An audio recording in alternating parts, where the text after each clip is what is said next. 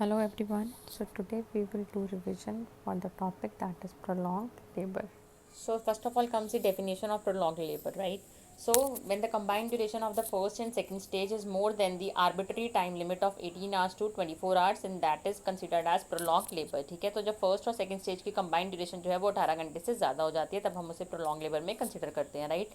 And in multiparas this duration is considered prolong if the time limit exceeds the 12 hours. ठीक है, then the prolongation may be due to protracted cervical dilatation in the first stage and or inadequate descent of the presenting part during the first or second stage of labor. ठीक है, so then इसके अंदर prolong labour के अंदर what you will see कि जो cervical dilatation है that is also less than 1 centimetre per our से कम रेट में हो रही है. मतलब हर घंटे में 1 सेंटीमीटर डायलेटेशन होनी चाहिए एक्टिव फेज के अंदर, बट इस केस में it will be less than 1 centimetre per our, plus जो डिसेंट होगा प्रेजेंटिंग पार्ट का वो भी 1 सेंटीमीटर पर आवर से कम का होगा. ठीक है, देन आता है कॉजेज ऑफ प्रोलॉन्ग लेबर. तो कॉजेज ऑफ प्रोलॉन्ग लेबर में फर्स्ट स्टेज के अंदर जो कॉज आता है that is failure to dilate the cervix. ठीक है, जो सर्विक्स होगा वो डायलेट क्यों नहीं हो पाता? It can be due to fault in the power, fault in the passenger, fault in the passage. ठीक है, so first of all fault in the power. Fault in the power में आपका आएगा एबनॉर्मल यूट्राइन एक्शन, जो topic हमने इससे पहले वाली वीडियो में डिस्कस किया है एबनॉर्मल यूट्राइन एक्शन का. ठीक है, जैसे यूट्राइन इनर्शिया है या फिर इनकोऑर्डिनेट यूट्राइन एक्शन है,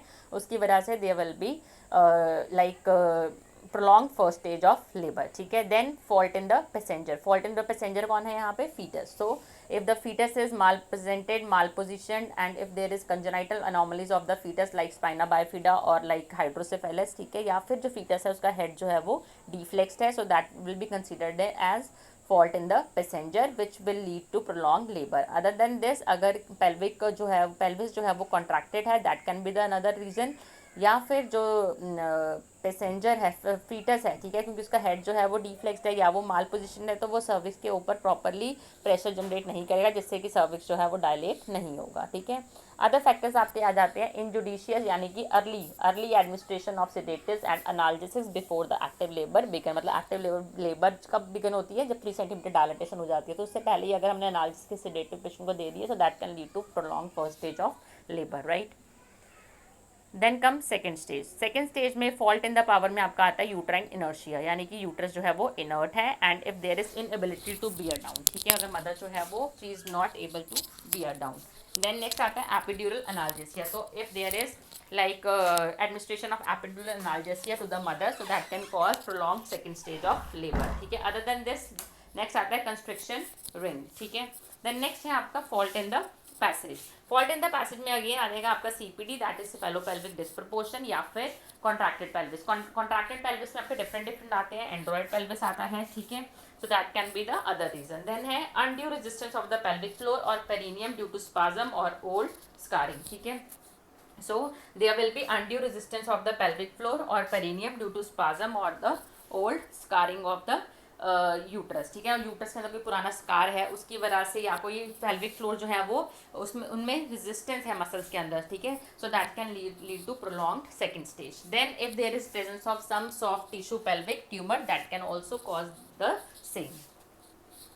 देन नेक्स्ट है सेकेंड स्टेज प्रोलॉन्ग के कॉजेज में fault in the passenger. Again malpositioning है, अगर माल प्रेजेंटेड है बेबी, या फिर बिग बेबी है यानी कि मैक्रोजोमिक बेबी है, या फिर कंजेनाइटल मालफॉर्मेशन है बच्चे की. ठीक है, यानी कि हाइड्रोसेफेलस है बेबी में या फिर स्पाइना बाइफिडा है. ठीक है, देन है sign and symptoms of prolong labour. क्या साइन एंड सिम्टम्स होंगे? तो जो लेबर होगी that will extend more than 18 hours. ठीक है, और जो पेशेंट होगा patient will look exhausted and distressed and there will be dehydration present. ठीक है, और जो माउथ होगा that will be dry due to prolonged mouth breathing. ठीक है, मदर के अंदर, so there will be dryness of mouth. और जो पेन होगी वो बैक से साइड मतलब बैक और साइड्स पे ज़्यादा होगी जो कि थाइस की तरफ को रेडिएट होगी रेदर देन एब्डोमिनल पेन जो होती है नॉर्मल. ठीक है, तो वहाँ से नहीं होके बैक से पेन जो है वो आगे की तरफ को आएगी थाइस की तरफ को. ठीक है, देन जो लेबर पेन होगी इनिशियली कैसी होगी? सीवियर होगी, फ्रीक्वेंट होगी और प्रोलॉन्ग्ड होगी, but later on it will decrease and become very mild as the muscle becomes fatigue. तो पहले पेशेंट को सीवियर पेन होगी और बाद में वीक पेन और माइल्ड पेन जो है वो पेशेंट को होगी. Then pulse rate is often high due to dehydration, exhaustion and stress. ठीक है, जो पल्स रेट होगा वो भी हाई होगा. ठीक है, डिहाइड्रेशन और एग्जॉशन की वजह से या फिर स्ट्रेस की वजह से. और जो पेशेंट की लार्ज इंटेस्टाइन होगी इस केस में दैट विल बी डायलेटेड और जिसको कि आप पैल्पेट कर सकते हो on both sides of the uterus, ठीक है। और जब आप उसको पैल्पेट करोगे आपको साउंड कैसी आएगी, जैसे कि आप एक हॉलो ड्रम को आप टैप करते हो वैसी साउंड जो है वो आएगी, ठीक है। Then have fetal distress may develop, that is also another sign and symptom of prolonged labor. Then membranes may or may not rupture early, मतलब हो भी सकती है रप्चर membrane early या फिर नहीं भी होगी। और अगर membrane early rupture नहीं होती so there is a risk of infection of the uterus content, ठीक है। यूट्रस के जो कंटेंट होंगे तो वहाँ इन्फेक्शन होने के चांसेस है अगर membrane early rupture होती है, जैसे कि हमने ये पढ़ा हुआ है टॉपिक में पहले भी। तो हमें प्रोफाइलेक्टिक एंटीबायोटिक जो है वो पेशेंट को देनी रहती है, ठीक है। एंड कीटोएसिडोसिस में develop due to starvation, patient को पेन भी हो रही है, फिर डिहाइड्रेशन भी है, तो eventually it will lead to ketoacidosis. Ketoacidosis में क्या होता है, they will be break down of the fats. Then next comes diagnosis, ठीक है। इसका जो डायग्नोसिस है आप दो तरीके से बना सकते हैं, एब्डोमिनल या फिर वेजाइनल। वेजाइनल जो इसका डायग्नोसिस कैसे बनेगा, जब वेजाइनल एग्जामिनेशन हम करेंगे तो अगर हमारी फिंगर जो है वो अकोमोडेट हो रही है आराम से between the cervix and the head of the foetus during the uterine contraction, that means कि पेल्विस जो है वो एडिक्वेट है। और अगर ऐसा नहीं हो रहा दैट मीन्स जो पेल्विस है वो इनएडिक्वेट है। अदर देन दिस इंट्रारेटिनल इमेजिंग हम कर सकते हैं, रेडियोग्राफी है, सीटी है, एमआरआई है, ठीक है, जिससे कि हमें फीटल प्रेजेंटेशन का पता चलेगा, फीटस के स्टेशन का पता चलेगा, ठीक है, पेल्विस के शेप और साइज का पता चलेगा, वेदर इट इज एडिक्वेट और inadequate. Then first stage prolong कब होती है, ठीक है। फर्स्ट स्टेज की अगर ड्यूरेशन 12 घंटे से ज़्यादा होगी so that will B prolong. और जो रेट ऑफ सर्वाइकल डायलेटेशन है वो भी less than 1 centimetre per our होगा प्राइमरी में, और मल्टी में 1.5 सेंटीमीटर पर आवर से कम होगा। और जो डिसेंट ऑफ प्रेजेंटिंग पार्ट है, ठीक है, उसका रेट जो है 1 सेंटीमीटर पर आवर से कम होगा प्राइमरी में, प्लस अगर मल्टी के अंदर 2 सेंटीमीटर पर आवर से कम होगा then that will be considered as first stage prolonged, ठीक है, प्रोलॉन्ग फर्स्ट स्टेज। तो इसमें हमें करना क्या है, पार्टोग्राफ रिकॉर्डिंग हम करेंगे। डायग्नोसिस बनाने में सबसे इंपॉर्टेंट चीज़ क्या है, पार्टोग्राफ। पार्टोग्राफ में we all know there is latent phase and active phase, ठीक है। तो लेटेंट फेज जो होता है वो 3 सेंटीमीटर तक रहता है और उसके आगे क्या होता है, एक्टिव फेज, ठीक है। और ड्यूरेशन लेटेंट फेज की कितनी होती है, 8 आवर्स, राइट। और action line is there and alert line is there, ठीक है। अलर्ट लाइन जो होती है वो लेटेंट फेज के साथ स्टार्ट होती है ना, और जो एक्शन लाइन है वो अलर्ट लाइन से 4 आवर्स के बाद स्टार्ट होती है ना, 3 सेंटीमीटर डायलेटेशन पे।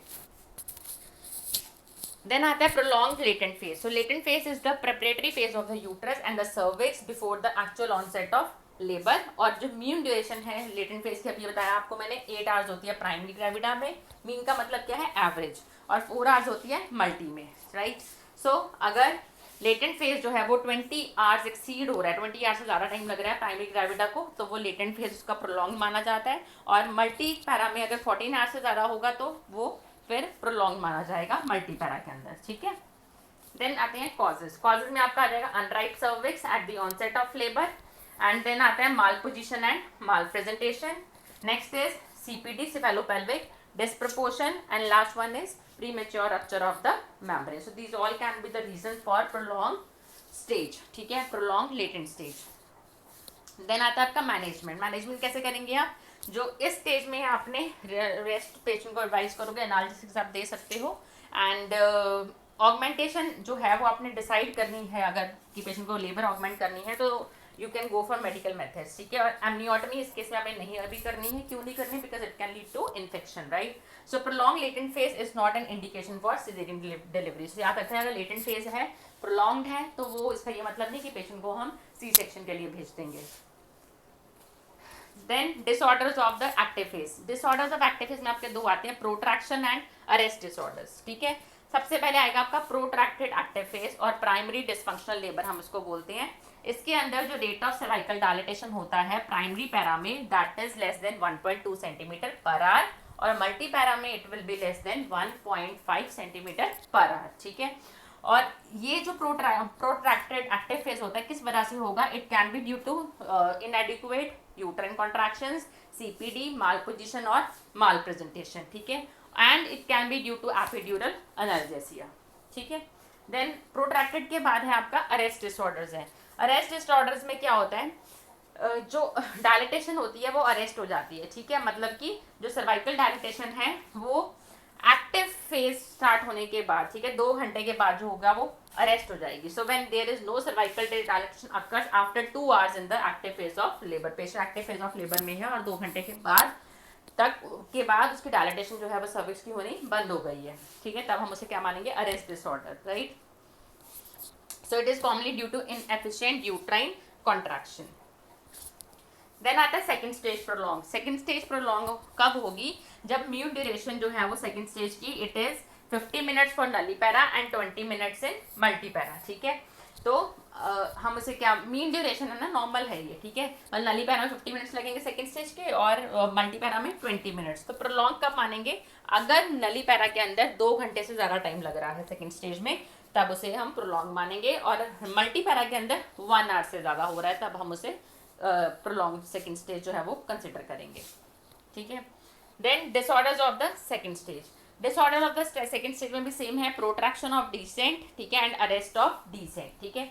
सो प्रोट्रैक्शन ऑफ डिसेंट हम कैसे डिफाइन करेंगे, when the descent of the presenting part is at 1 centimetre per hour in a nullipara और less than 2 centimetre per hour in a multipara, ठीक है, तब हम उसे क्या कंसिडर करेंगे, प्रोट्रैक्शन ऑफ डिसेंट, की जो प्रेजेंटिंग पार्ट है उसका जो डिसेंट का रेट है वो डिक्रीज हो रहा है, ठीक है। Then arrest of descent. Arrest of descent जो होता है it is diagnosed when no progress in descent is observe, ठीक है, मतलब there is nothing like descent of the presenting part, बिल्कुल जो प्रेजेंटिंग पार्ट है वो डिसेंट होना बंद हो गया है, ठीक है। और ये किस वजह से हो सकता है, it can be due to CPD, it can be due to malposition, malpresentation, inadequate uterine contraction, ठीक है।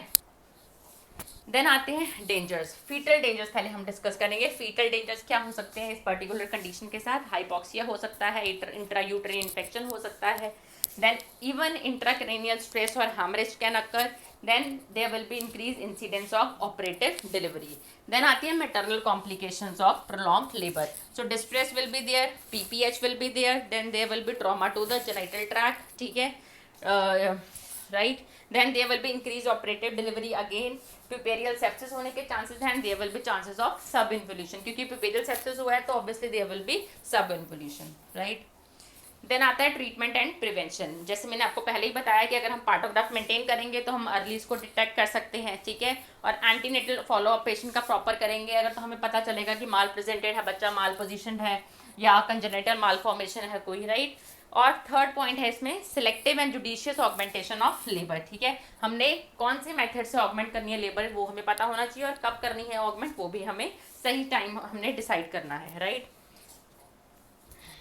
देन एक्चुअल ट्रीटमेंट आ जाती है, ठीक है। एक्चुअल ट्रीटमेंट जो है आपको पहले केयरफुल इवैल्यूएशन करनी है to find out the cause of prolonged labor and to find out the effect on the mother and effect on the fetus। so, इन तीनों चीज़ों को ध्यान में रखते हुए हमने केस को मैनेज करना है, ठीक है।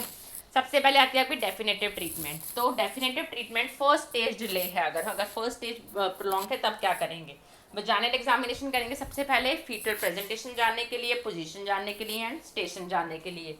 देन हम क्लिनिकल पैल्विमेट्री करेंगे, ठीक है, और क्लिनिकल पैल्विमेट्री करने के बाद, ठीक है, इफेक्टिव पेन रिलीफ जो है वो हमने देना है पेशेंट को, दैट इज इंट्रामस्कुलर देंगे पिथिडिन, ठीक है, और रीजनल भी दे सकते हैं, यानी कि epidural analgesia we can give to the patient, ठीक है।